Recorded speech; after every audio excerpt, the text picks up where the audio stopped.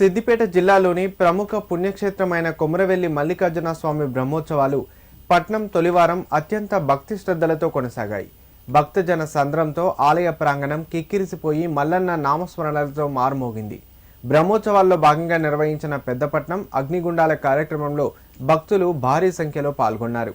శివసత్తులు ఒకరినొకరు అలైబలై తీసుకుంటూ పసుపు బండారిని చల్లుకోవడంతో కొమరవెల్లి క్షేత్రం పసుపు బండారి మయంగా మారింది.